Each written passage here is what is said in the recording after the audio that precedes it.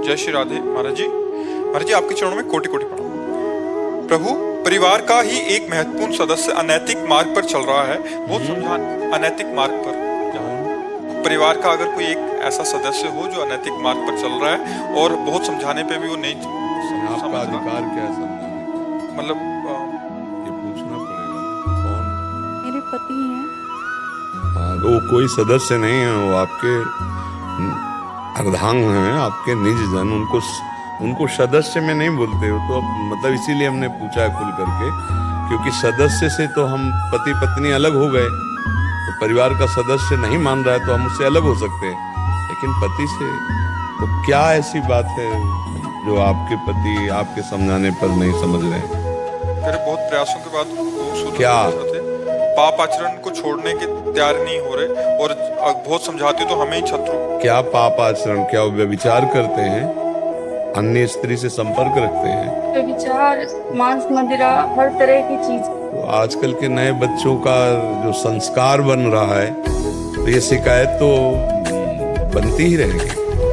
इस शिकायत की दूरी के लिए जब नींव मजबूत हो तो मकान सही हो, जब नींवें बेकार हो रही तो मकान क्या है? हम तो इस बात से दुखी हैं। मान लो यहाँ आप सही हो, भगवान जाने, नहीं तो आजकल के जो बच्चे हैं या बच्चियां हैं, दोनों पक्ष गड़बड़ हो रहे हैं।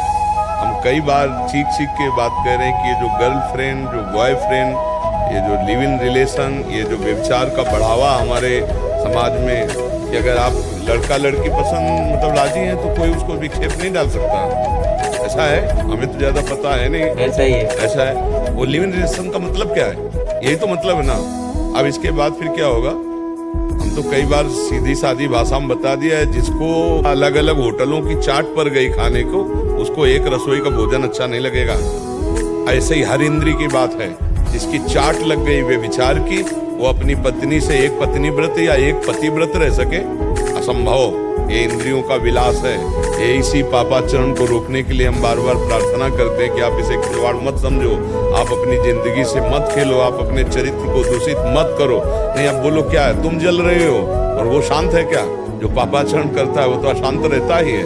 कामनाएं उसको जलाती रहती, भोगे हुए भोग की पुनः भोगने की इच्छा, तृष्णा, ये उसे जलाती रहती। स्पृहा, कामना, तृष्णा, वासना, ये आग जलाए रहती है। वो कोई शांत है क्या? वो कोई तृप्त है क्या? वो कोई शीतल थोड़ी है। उसका भी हृदय जल रहा है, आपका जल रहा है। तो इसीलिए अब ज्यादा हो जाता है इसी में, तो फिर एक दूसरे के प्रति द्वेष भाव पुष्ट हो जाता है, या तलाक हो जाती है, या मारपीट हो जाती है, हिंसा में उतर जाता है खेल।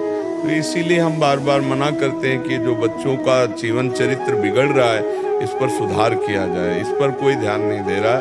इस पर अब वो व्यसन करते हैं, व्यभिचार करते हैं, गंदे आचरणों में उतरते चले जा रहे हैं। अब उनका तुम ब्याह कर दोगे तो चाहे बच्ची हो चाहे बच्चा हो, एक जगह कैसे रह सकता है?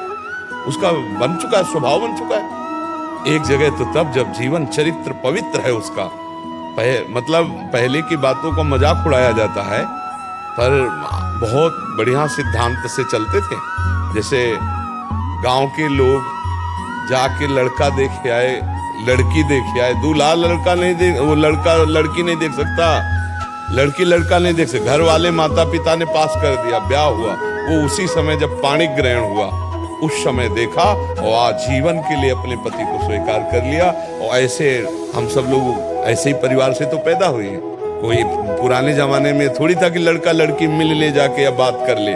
परम चरित्र पवित्र, एक बार पाणी ग्रहण पिता ने जिसके यहाँ कर दिया, कष्ट हो चाहे सुख हो, चाहे गरीब हो चाहे अमीर हो। तो इसलिए आपका चरित्र क्या है?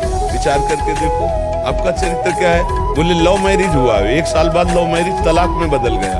अब क्या मान लो इसी बच्ची का दिमाग ज्यादा खराब होता चला जाए तो बस एक ही पॉइंट आएगा कि संबंध विच्छेद कर दे। यही बातें आती हैं। जब वो जलते तो उसका निर्णय फिर गलत हिंसा में उतर जाता है। तो इसीलिए मुझे लगता है कि बच्चा तुम अपने को संभालो। जब ज्यादा ऐसा लगे तो अपने जीवन को सुरक्षित रखो, अपने जीवन को सुरक्षित रख लो। सुरक्षित रखने का मतलब अपने पति का अहित भी मत करना, क्योंकि अगर तुम कानून के खिलाफ कोई कार्य करते हो तो तुम्हारा जीवन जेल में सड़ेगा। मतलब कोई भी हाथापाई करते हो पति से किसी भी तरह की, मतलब अमंगल सोच करोगी तो भी ऐत हो जाए। तो अगर आपका ना पटे तो आप अपने जीवन को सुरक्षित रख करके भगवत आश्रित चलाओ, गंदा जीवन मत करना। अगर वो नहीं संभलता है तो उसको हिंसात्मक दोषों में न उतरे, और दूसरा उपाय यही कि त्याग कर दे। अगर कुमार्गामी वृत्तियों वाला वो अपने को नहीं संभालता है, आप रोज जलो रोज बैठे, बहुत ये इसी की समस्या नहीं है। अब ऐसे जीवन कैसे नरक में जीवन होते हैं, तो अब इसलिए बहुत सावधानी के, इसीलिए हम कहते हैं अध्यात्म के बिना जीवन पशुवत जीवन होता है। देखो कितना प्यार है। अच्छा, चमड़े का केवल फर्क है, आकृति गोरा काला, ये चमड़े की केवल बात होती है। हृदय को कौन देखता है? अब वो हृदय से मान लो प्यार करे, और आप अपनी पत्नी को प्यार करो और बढ़िया सात्विक भोजन, तो एक परिवार कितना सुखद परिवार हो जाए। अब वो बेचारी देख देख के ये जल रही कि मेरा पति किसी और से प्यार कर रहा है, ऐसे गंदे आचरण कर रहा है, अब उसका जीवन शांत, उसका इसीलिए हम कहते हैं बच्चों का जीवन माता पिता से प्रार्थना करते हैं, बचाओ अपने बच्चों का जीवन। ये गर्लफ्रेंड बॉयफ्रेंड रूपी ये जहर में ना फंस पावे, नहीं पूरा जीवन अपवित्र हो जाता है। फिर क्या होता है, लज्जा चली जाती है, मतलब हृदय की जो पवित्रता द्रवण क्रिया वो खत्म हो जाती है, क्रूरता में बदल जाती है। अच्छा, बच्चे ऐसे प्रवीण होते चले जा रहे हैं, बुद्धि से इतने प्रवीण होते चले जा रहे हैं कि अपने को समझ में नहीं आता कि इतनी बुद्धि होने के बाद ये इतने गलत कैसे कर रहे हैं। छोटे छोटे बच्चों में बड़ी प्रवीणता है, बुद्धि बहुत है, विवेक एक भी नहीं है। बचने का विवेक नहीं, फंसने का है, दूसरों को सुख देने का नहीं, दूसरों से सुख लेने का है। बहुत बुद्धि है, बहुत बुद्धि है, बड़ी प्रवीणता है। हम लोग मोबाइल खोलना आज तक नहीं जानते, आज तक मोबाइल खोलना हमें नहीं आता, क्योंकि हमारे समय मोबाइल था नहीं, जिंदगी में रखा नहीं, आज तक है नहीं। और इतना छोटा बच्चा हुआ है, और हमें लगता है अगर मोबाइल रखता हो तो पूरा खोल लेगा, पूरा सब सर्च कर देगा। इतना बुद्धिमान है, इतना उनकी बुद्धि तीक्ष्ण है। और अब यही मोबाइल और यही सब नष्ट कर रहे हैं। मैं इसीलिए प्रार्थना है, शराब मत पियो, मांस मत खाओ, पराई स्त्री से व्यभिचार मत करो। तुम्हारा मन केवल गलत कह रहा है कि किसी में और सुख है, जो तुम्हारी पत्नी में सुख नहीं है तो विश्व में कहीं सुख नहीं है, क्योंकि बना तो शरीर वैसे ही ढांचा बना है। थोड़ा विवेक का प्रयोग करो।